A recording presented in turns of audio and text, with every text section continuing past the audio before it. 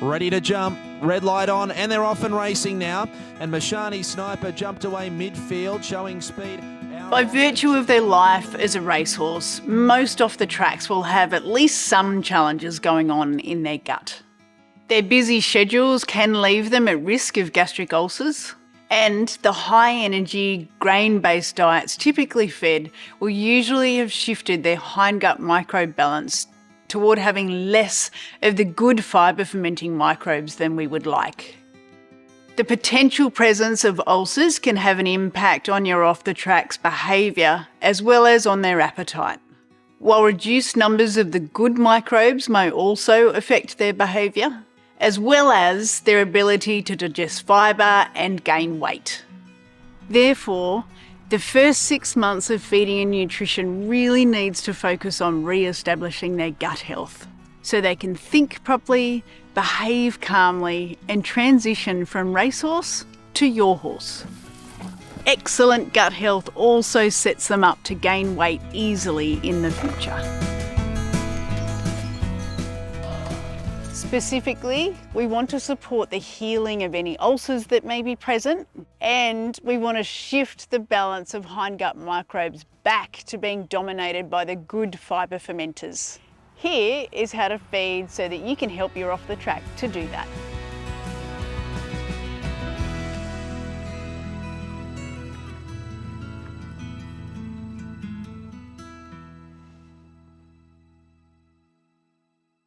Our goals for feeding in this first 6 months are to heal any gastric ulcers that may be present, to provide lots of fibre to start the process of transitioning the hindgut microbes back to being predominantly the good fibre fermenting critters, and to lower the energy levels in the diet so that your off the track can transition from being a racehorse to their new career with you. At this point you might be thinking, but my horse has been off the track for ages. Well, even if your off the track hasn't been racing in a while, or if they've been with someone else, feeding in the same way in the first 6 months with you will still have huge benefits. I want to just mention quickly that if gastric ulcers are present, they're a veterinary issue and they will need specific treatment in order to heal. Please work with your vet who will advise you on correct diagnostics and treatments for your off the track. We all know horses are individuals and how you feed is going to depend on what suits your horse best. But here are some guidelines for feeding in the first 6 months. Your first priority in the first month is to get that big gut of your fresh off the tracks full of forage again. If you have pasture, then 24/7 access to pasture and loosen hay twice a day works a treat. If your pasture is overgrazed or low quality, then you should also provide access to a high quality grassy hay. If you don't have pasture, then giving access to multiple types of grassy hay, which does include hays like oats and forage barley, plus loosen hay twice a day is the way to go. As well as filling them up with forage, I do also always want their diet to be balanced, meaning that the diet is meeting all of their daily requirements for nutrients like vitamins and minerals.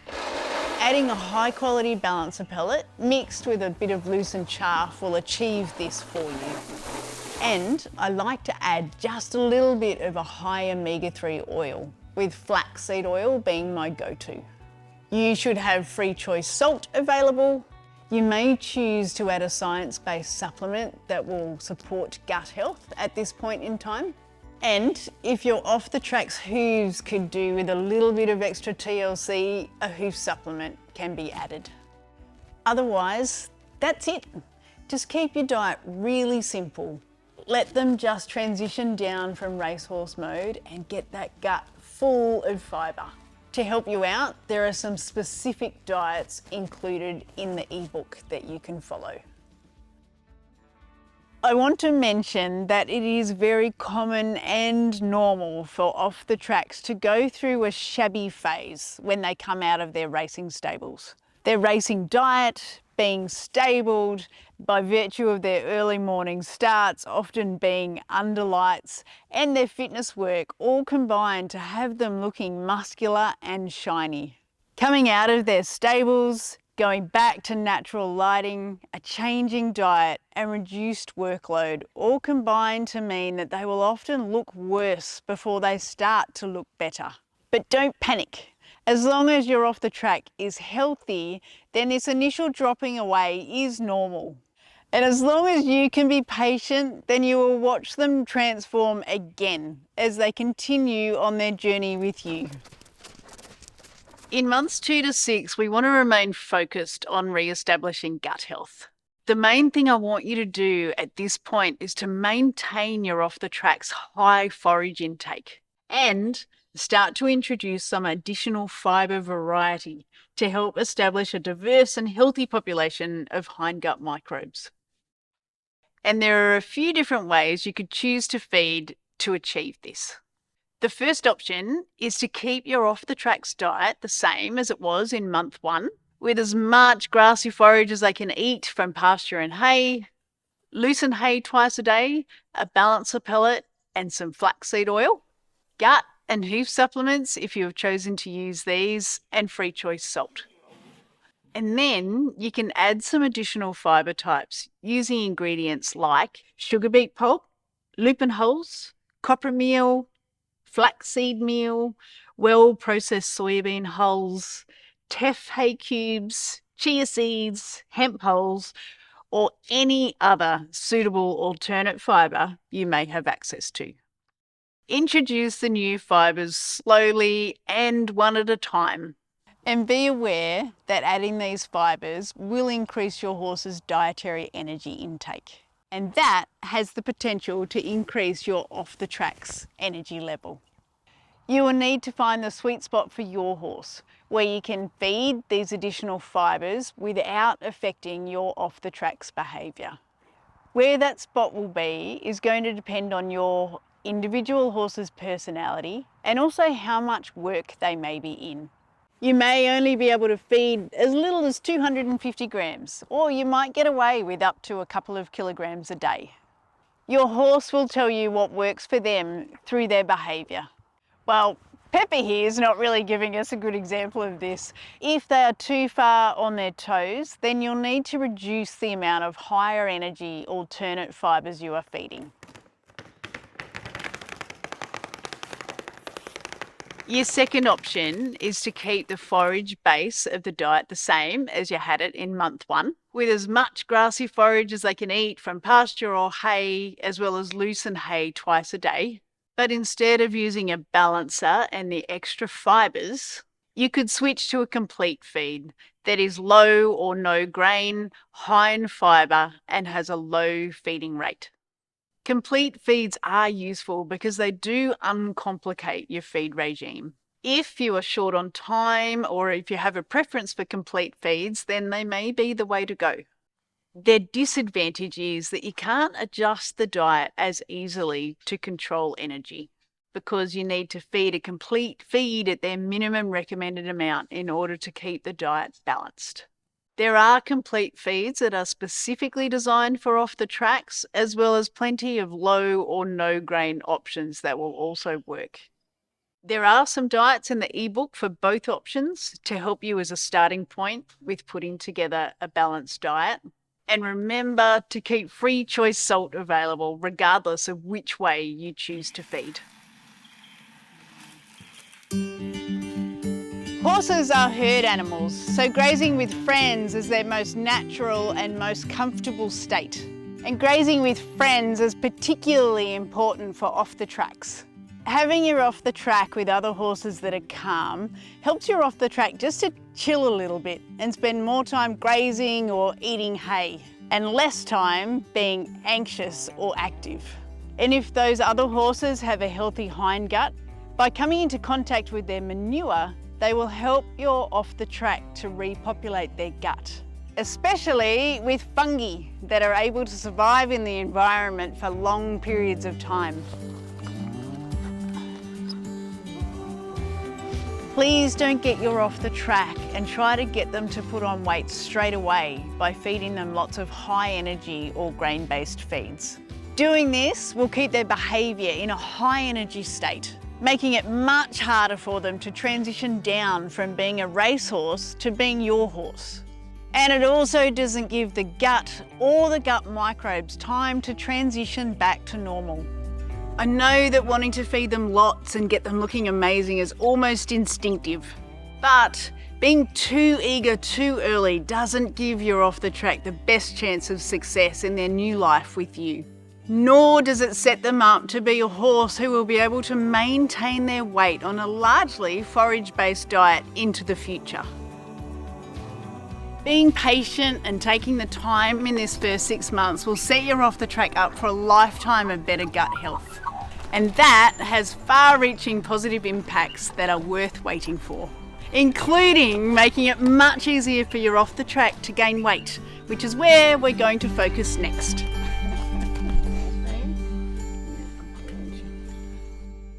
Okay, now you've laid a foundation of gut health and given yourself and your off the track 6 months to build a relationship while feeding a diet that was designed to support calm and safe behaviour.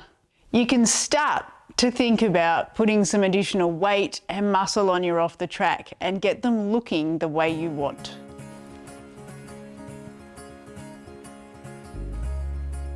Before we continue, there is one really important point I need you to remember, and that is weight gain diets will affect behaviour. Horses are funny creatures in that the amount of energy or calories in their diet gets reflected in their behaviour. Weight gain diets, by their nature, are high energy diets, and they provide more energy than your horse strictly needs so that your horse can use the excess to put on weight. When your horse isn't off the track, remembering that they've been bred for speed, higher energy weight gain diets can cause problems because you can very quickly turn your off the track into a fire-breathing dragon when you feed a high energy diet.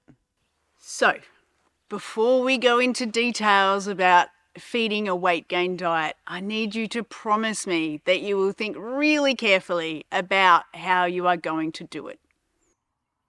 One option I would love you to consider if you do want to put quite a bit of weight on your off the track is that you turn them out to pasture for a while. You can stop riding them, feed them their weight gain diet while there is no requirement for them to behave while under saddle. And then when they have gained the weight that you want, you can go back to a weight maintenance diet and start riding again on a horse that is not full to the eyeballs with energy.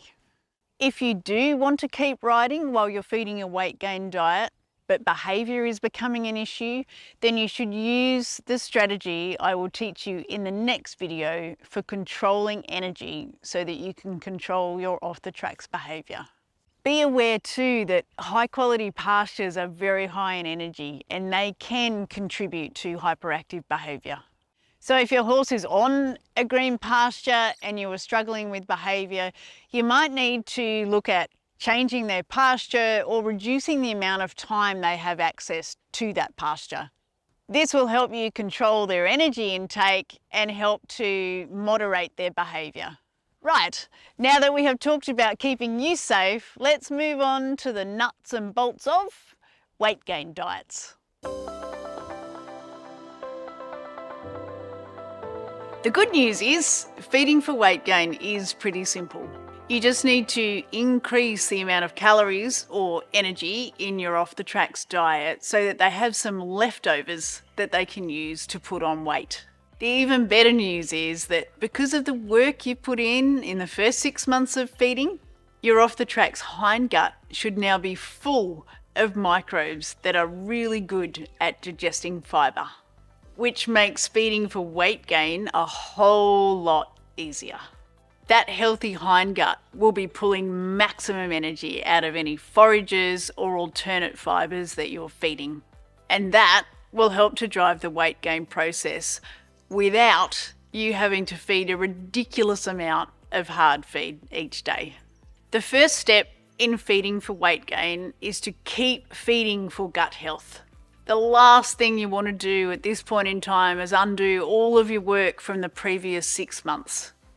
So you will still have as much pasture or grassy hay as your off the track wants to eat, loosen hay twice a day, and any alternate fibres you may have added to the diet for fibre diversity, as well as your balancer pellet or complete feed to keep the diet balanced. Then, with this diet as your base, you can do one or a combination of the following to encourage weight gain. Number 1, add or increase your high energy fibres. The high energy fibres, beet pulp, lupin hulls and copper meal are excellent feed ingredients for encouraging weight gain in off the tracks. They are high in energy, so they make it easy to feed excess energy to encourage weight gain. They add fibre variety to the diet, which helps to keep the hindgut microbes diverse and healthy.